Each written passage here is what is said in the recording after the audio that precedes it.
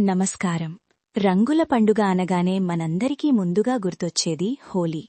ఒకరిపై ఒకరు రంగులు చల్లుకుంటూ ఆనందంగా జరుపుకునే ఈ పండుగ వెనుక ఒక గొప్ప పౌరాణిక గాథ ఉంది. ఇదొక అహంకారానికి, భక్తికి మధ్య జరిగిన పోరాటం.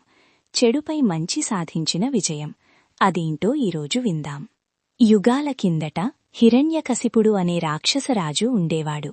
అతను బ్రహ్మదేవుని నుండి పొందిన వరాల గర్వంతో తనను ఎవరూ చంపలేరని విర్రవీగేవాడు. ఈ లోకానికి నేనే దేవుణ్ణి, అందరూ నన్నే పూజించాలి, శ్రీహరి నామాన్ని ఎవరూ పలకకూడదు అని శాసించాడు. అందరూ భయపడి అతను చెప్పినట్లే చేశారు. కాని అతని కన్న కొడుకైన ప్రహ్లాదుడు మాత్రం పుట్టుకతోనే పరమ భాగవతోత్తముడు. నిరంతరం ఓం నమో నారాయణాయ అంటూ ఆ శ్రీమహావిష్ణువునే ఆరాధించేవాడు. తన ఆజ్ఞను తన కన్నకొడికే ధిక్కరించడం హిరణ్యకశిపుడు పట్టుకోలేకపోయాడు. ప్రహ్లాదుడిని మార్చడానికి ఎన్నో ప్రయత్నాలు చేశాడు. కాని ప్రహ్లాదుని భక్తి ముందు అవేవీ పనిచేయలేదు. దాంతో కోపంతో రగిలిపోయిన హిరణ్యకశిపుడు కన్నకొడుకు అని కూడా చూడకుండా ప్రహ్లాదుడిని చంపాలని నిర్ణయించుకున్నాడు.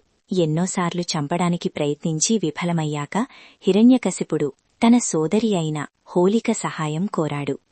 హోలికకు ఒక వరముంది.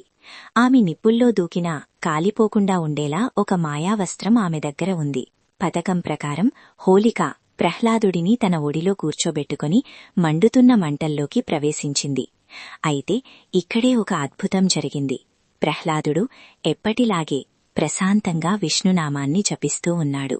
ఆ శ్రీహరి దయవల్ల వీచిన ఒక బలమైన గాలికి హోలిక ఒంటిపై ఉన్న మాయావస్త్రం ఎగిరిపోయి ప్రహ్లాదుడిని కప్పేసింది. నిప్పులంటినా తనకేమీ కాదన్న అహంకారంతో ఉన్న హోలిక ఆ మంటల్లోనే కాలి పూడిదైపోయింది. కాని పసివాడైన ప్రహ్లాదుడు ప్రాణాపాయం నుండి సురక్షితంగా బయటపడ్డాడు. చెడు ఎంత శక్తివంతమైనదైనా స్వార్థం, అహంకారం ఉన్నప్పుడు అది దానంతటా అదే నాశనమవుతుంది అని చెప్పడానికి ఈ ఘటనే పెద్ద ఉదాహరణ. హోలిక దహనమైన ఈ రోజే చెడుపై మంచి సాధించిన విజయానికి ప్రతీకగా ఆ మరుసటి రోజు మనం రంగుల పండుగ హోలీ జరుపుకుంటాం. అందుకే హోలీ ముందు రోజు రాత్రి కామదహనం లేదా హోలిక దహనం పేరుతో భోగిమంటలు వేస్తారు. మనలోని చెడు ఆలోచనలను, అహంకారాన్ని ఆ మంటల్లో కాల్చేసి మరుసటి రోజు కొత్త ఉత్సాహంతో స్వచ్ఛమైన ప్రేమతో రంగులు చల్లుకోవడమే ఈ పండుగ అంతరార్థం.